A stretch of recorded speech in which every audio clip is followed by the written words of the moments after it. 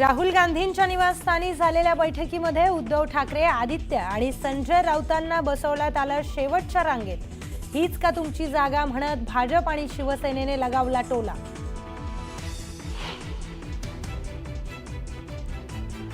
चाकणमध्ये पाहणी दौऱ्यावेळी अजितदादांनी पोलीस आयुक्तांना खडसावलं। पोलिसांनी वाहनं रोखून धरल्यानं अजितदादा आक्रमक।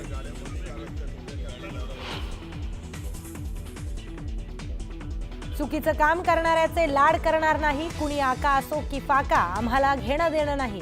बीडमधील जाहीर सभेत अजितदादांचा इशारा। ड्रग्स प्रकरणातील मास्टरमाइंड कडून बावनकुळेंचा सत्कार। सत्काराला आमदार राणा जगजितसिंह पाटीलही उपस्थित। व्हिडिओमुळे नव्या वादाला तोंड फुटण्याची शक्यता। प्रो गोविंदा स्पर्धेसाठी स्टंटबाजी करून रॅपिडोची स्पॉन्सरशिप घेतल्याचा विरोधकांचा आरोप। रोहित पवारांची प्रो गोविंदाच्या स्पॉन्सरशिपच्या मुद्द्यावरून टीका। नाशिकमध्ये शिवसेना, उबाठा आणि मनसे पदाधिकाऱ्यांची बैठक। पालिका निवडणुकीमध्ये एकत्र काम करण्यावर होणार चर्चा। सोलापुरात पडळकरांच्या कार्यकर्त्यांचं अपहरण आणि मारहाण।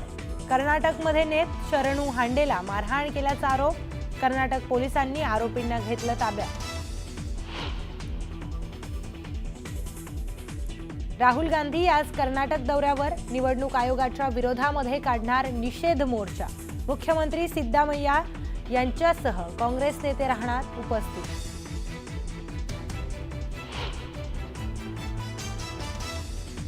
अजित पवारांचा पक्ष बिहार विधानसभेची निवडणूक लढवणार। बिहारमधील काही जागांवर स्वतंत्र उमेदवार देणार। कार्यकर्त्यांशी चर्चेनंतर जागांबाबतचा निर्णय होणार, सूत्रांची माहिती।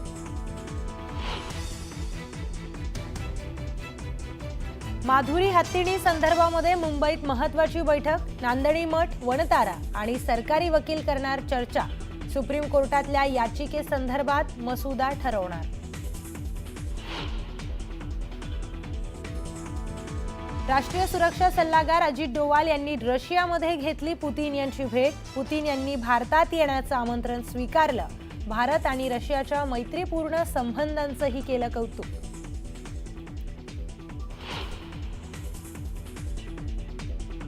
आणि कपिल शर्माच्या कॅनडामधील कॅफेवर पुन्हा गोळीबार। गोल्डी ढिल्लो आणि लॉरेन्स बिश्नोई गँगनं स्वीकारली हल्ल्याची जबाबदारी। तर चाकणची वाहतूक कोंडी सोडवण्यासाठी राज्याचे उपमुख्यमंत्री अजित पवार यांचा आज भल्या पहाटे चाकण परिसरातील दौरा सुरू झालेला आहे। यावेळी चाकण चौकात झालेल्या वाहतूक कोंडीवरून अजित पवारांनी अधिकाऱ्यांना खडे बोल सुनावले। वाहनं थांबवून कोंडी का केली, वाहतूक सुरू करा असं म्हणत अजित पवारांनी पोलीस आयुक्त चौबेंना सुनावलं। भल्या पहाटे अजित पवार दौऱ्यावर आल्यानं अधिकाऱ्यांची देखील चांगलीच धावपळ उडाल्याचं पाहायला मिळालं।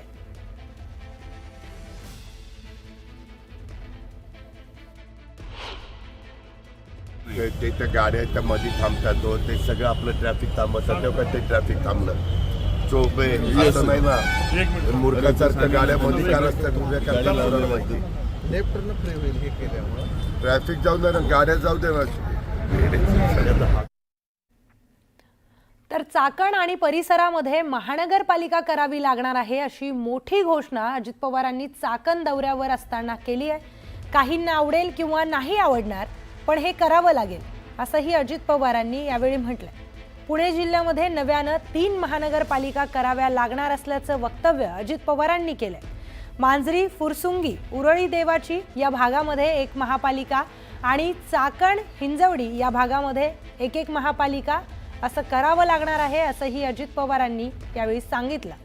दरम्यान अजित पवार पहाटेपासूनच आज चाकणमध्ये पाहणी दौऱ्यावर आहेत। वाहतूक कोंडीच्या मुद्द्यावरून अजितदादांनी अधिकाऱ्यांना देखील चांगलेच खडे बोल सुनावलेत।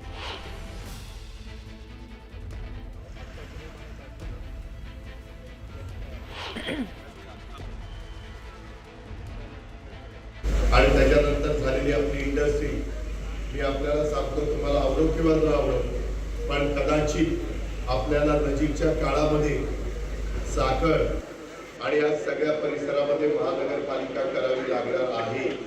आणि महानगरपालिका निधी आणि बाकीच्या ज्या काही रुंद रस्ते, अंडरग्राऊंड ड्रेनेज, स्ट्रॉंग वॉटर जाण्याच्या करताची व्यवस्था, अशा अनेक बाबी असतात. त्याच्यामध्ये वर्ल्ड बँकेचे पैसे, जायकाचे पैसे आणता येतात, आपल्याकडं केंद्र सरकारचा निधी आणता येतो. या प्रकारे आपल्याला ते करावं लागेल. कदाचित काहींना ते आवडेल, काहींना आवडणार नाही, परंतु मित्रांनो काळानुरूप निर्णय घ्यावे लागतात. मी देखील राजकीय जीवनात गेले अनेक वर्ष काम करताना ठाणे जिल्ह्यामध्ये ठाणे महानगरपालिका एकटी होती, नंतर नवी मुंबई महानगरपालिका झाली. त्या जिल्ह्यात तर चुकीचं काम करणाऱ्याला शासन शिक्षा करणारच आणि अजिबात कुणाचेही लाड करणार नाही. कुणी आका असो की फाका असो, आम्हाला घेणं देणं नाही असा थेट इशारा राज्याचे उपमुख्यमंत्री अजित पवार यांनी दिला. बीडमध्ये अजित पवारांच्या उपस्थितीमध्ये राजाभाऊ मुंडे आणि बाबरी मुंडेंनी या राष्ट्रवादी काँग्रेसमध्ये प्रवेश केला. हे दोन्ही नेते भाजप नेत्या पंकजा मुंडे यांच्या निष्ठावान म्हणून ओळखले जातात. त्यांनी राष्ट्रवादीमध्ये प्रवेश केल्याने हा पंकजा मुंडेंसाठी धक्का मानला जातो. याच वेळी झालेल्या सभेमध्ये बोलताना उपमुख्यमंत्री अजित पवारांनी कार्यकर्त्यांनाही चांगल्याच वर्तवणूक देण्याचा सल्ला दिलाय. त्याचबरोबर चुकीचं वागणाऱ्यांची खैर नाही असा थेट इशारा अजित पवारांनी कार्यकर्त्यांना दिलाय.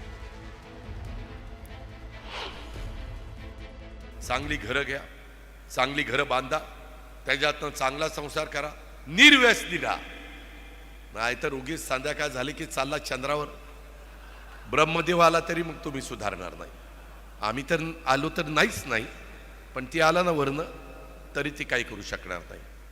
त्याकरता चांगल्या सवयी लावा.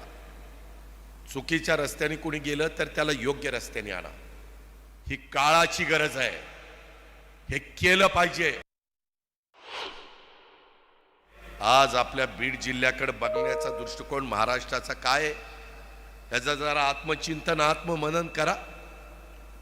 कोण चुकतंय? कोणी मोठ्या बापाचा चुकला तरी त्याला शासन केल्याशिवाय आम्ही गप्पा बसणार नाही. अजिबात कुणाचे लाड केले जाणार नाही. कुणी आका असू नाही तर फाका असू, आम्हाला काही घेणं देणं नाही.